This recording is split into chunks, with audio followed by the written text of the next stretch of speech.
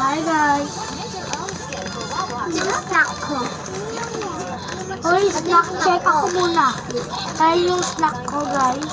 Ito yung snack ko, guys. Kay Kia Putan yung kay Kia Blair niya. Sa Sesto Domingo. Tapos kay Joyce ayan, may C2, may Sesto Bitat.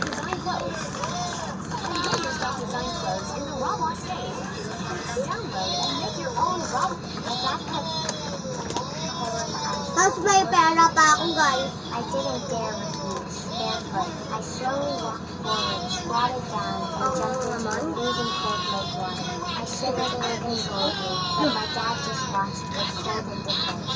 It turned out I was constantly plagued by a nightmare of times stuck in the water tank. Every time I woke up, I would get a new sleep. Fortunately, the nightmare Bye, midnight snack ko na I lang was siya. happily riding the bus to school when classmates Midnight suddenly snack ko to kaya reminded me hindi that ko I siya was having iinin. nosebleed again. As I Ay. reached the Wycliffe, the school bus suddenly lost Hindi ano, ipalagay mo muna yun sa yaluhan nila para took a malamig. deep breath and dived underwater to find an exit. I swam to a window and tried to see Delikado the ka ba? glass, but failed. I had to Nagugutom swim ako, back up. nagpapabili I ako kay dived Mama down again Noodles. and searched for an escape route. This Parang time, I ayokong saw that the pumasok bus na window was kasi. broken. I quickly Hmm, swam to pinapabawa tell my ko friends sa to leave with me. Wala, But they wala. were too scared. I had no choice but to escape alone. I swam past the broken glass and out of the bus. I struggled to swim, but I couldn't reach the surface. Suddenly, a beam of light illuminated me, and I was enveloped in a blue sphere of water. A strange hand reached in and pulled me out. I seemed to have entered another world. A woman held me and gave me two choices. Either stay here and be with her, or return to reality. I didn't want to leave my life, so I chose the second option. The woman heard me and Ayaw reached mo out pa and yung hugged me. favorite ko. She set me back. My dad found me by the sea. He quickly picked me up to check if I was Tawagan ko okay, na. and I suddenly realized I couldn't see anything. Dad cut a hole in the ice and ordered me to jump in. I didn't dare refuse. Barefoot, I slowly walked forward, squatted down. Si ate siya load lang load.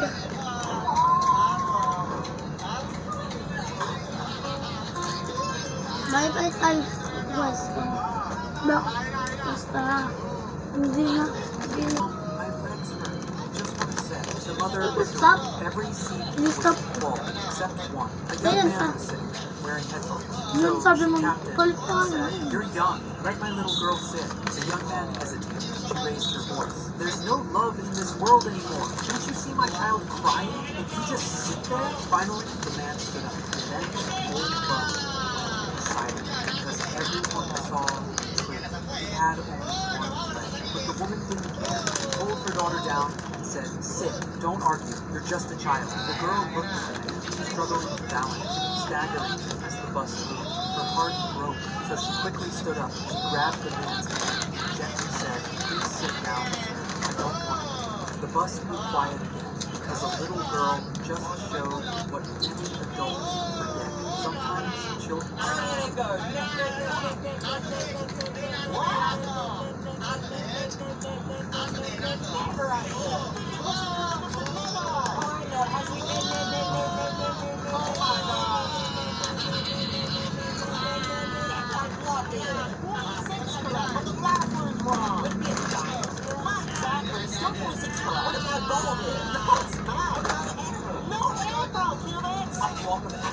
Stone 26 karat. Oh, I know. And diamond. And diamond is diamond. Give her something red. Redstone grass. Color custom. It's a ruby crystal. Oh, you got that one. Like a ruby block? They're close, but not exactly. Stone 26 karat. I've got every single red block in the game. Would it be a ruby block? Tama. This man was examining the mummy without wearing gloves, and the very next moment, the mummy's sharp teeth sliced his finger open. Blood dripped fast from the cut. He rushed for the first aid box, but he had no idea a few drops of his blood had already fallen onto the mummy's body. And the moment the mummy Ang touched ina him, mo nagay mo sa akin his eh. skin began to change. He somehow wrapped a bandage around his finger, then prepared to separate the mummy from the stone slab. But he noticed something strange. The mummy was completely stuck to it, with no choice left. He grabbed a metal rod and pushed it back. Ay po ama. Nakapagsalad na ako. Huh? O, anong pangalan namin? Iyo. Lu. Hello?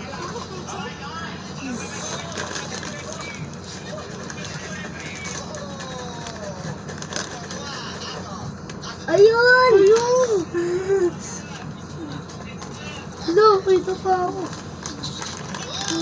Kasi nag-vlog kami. Diba ayaw mo stop na? Wala, kala ko magsasalita pa. Panoorin mo. Tignan mo lang kayo niya doon. Basahin mo.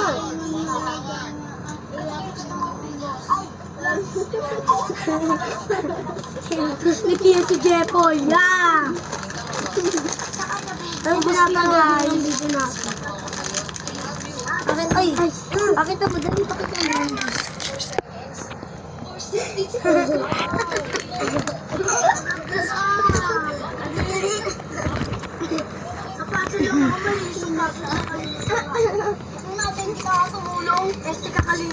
Dito natin lagay. Yes, kasi nagaya ko siya for today's video.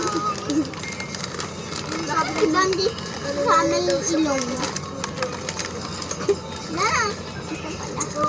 Large ka lang yun. Ilang kumuha nun? Nilagyan ko dito.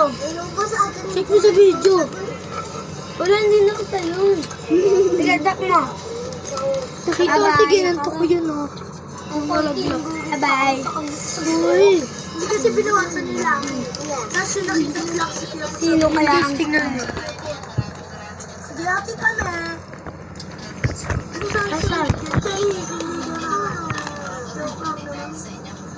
Bibigyan sana kita ng ano. Ilaw. Ilaw. Si ano ulit yun yung nakamenya mo kapag nilapit mo ito. Si Rodan. Si Rodan. Parang magiging ako si ano. Kumitakpan masakit lalo. Mainit ko na ito pa. At ako si ano.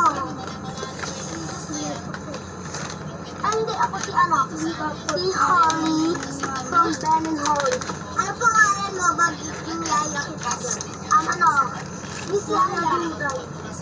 Miss Yaya. Ay, Yaya. Ay, Sulay. Yaya Duda. Gusto yung aking Joyce. Yan na lang ako. Ako yung nanggusto sa inyo lahat. Yaya Duda. Ano na to? Baka siya pa mahuli. Yo, yo ko. Duda. Pag itatapon nila, Ha. ito kasi na first time lang matikman kasi na bagong store to guys. Saka ano guys, Oh my God, guys! I'm engaged! I'm engaged! Ano ba tawag doon? Mary! I'm married! I'm married? No, that is cheese ring. saka wala rin kami pera. Alon! May silang pala sa Ang tapos na lang to. Ilan. Ilan mo sa ano mo. Ganun.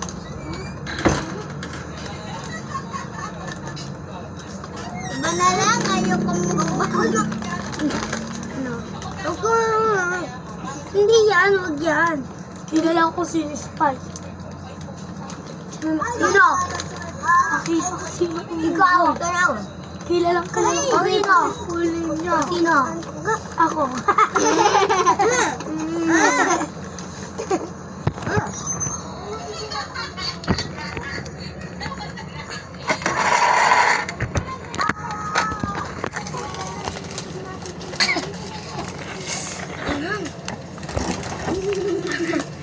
Ang. Minsan bilay tatawa ko sa maanghang. Ang. Diba? Wait lang. Suot mo yan.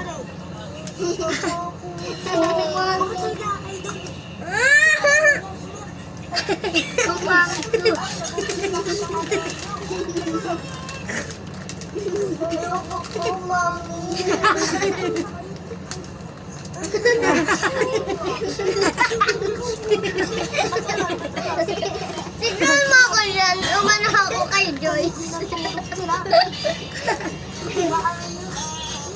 Dayan si ate tumatabi kay... Dayan si ate tumatabi sa akin kapag nagalit na si mama eh. Alam mo ba na ginagawa ko? Di ba yung kakainan? Yung pag-alun ako, yung ako ang sakit. Ito, tingnan mo Ganito to. ginagawa ko kung hindi ako mapalo ni mama. kayo di natulog. Tapos lalagay ko yung mukha ko sa may... Tingnan mo yun, tingnan mo, Tapos tingnan mo. si ate na... Tingnan mo, sabay-sabay kami magsasalita.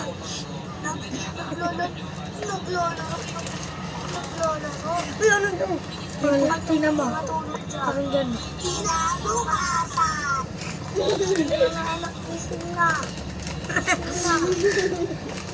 Natatawa ako yun eh.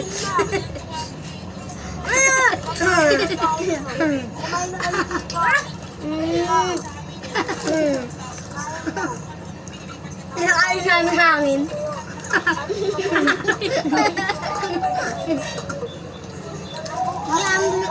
May ambulance siya. Ambulance. Hindi, pero parang ano naman yun? Doon, Carpio. Carpio nga.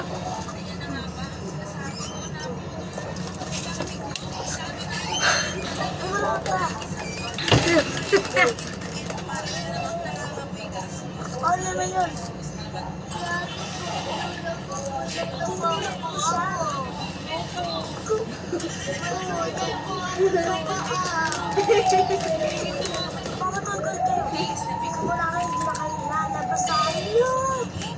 Tawa kami ng tao yun. Natutulog umaga na. Tawa kami ng tao dyan kasi ano eh. Inaayos ko pa kasi yung Speaker. Sabi, mga kababayan, curfew na po. Wala na pong bata sa labas. Para po walang muli sa na. Galing kay Komisika. Salamat po. tignan mo yung ano. Ano naman yun? Pamatulog tayo. Wala kayo sa kanila. Tignan mo muna kasi. Hindi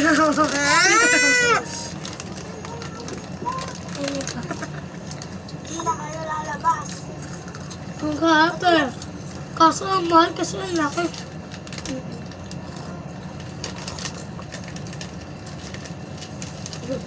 Ay, wala ko pa na yun. Tatakas na pala tayo.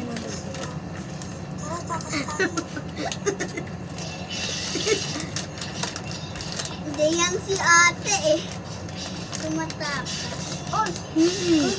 Kaya kapag kasama ko siya, natatakot ako eh.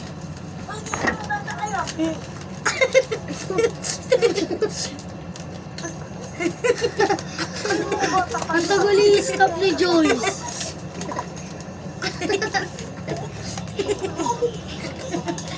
Tawa kami ng tao. Pinanonood namin yung vlog na ako. Talaga kayo lalabas. Pagkita kanya natin. Ayan siya guys, oh.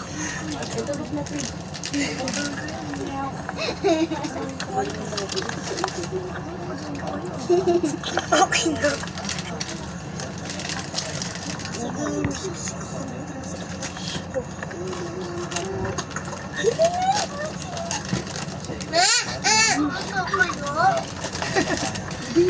Sa'yo mo, bulong ako sa'yo. Wala lang yung lesson. Bumabasa kayo. Tumayo kayo, papalawin ko kayo. Kayo kayo doon. Bye-bye guys. Ayun o. Nakakatuwa.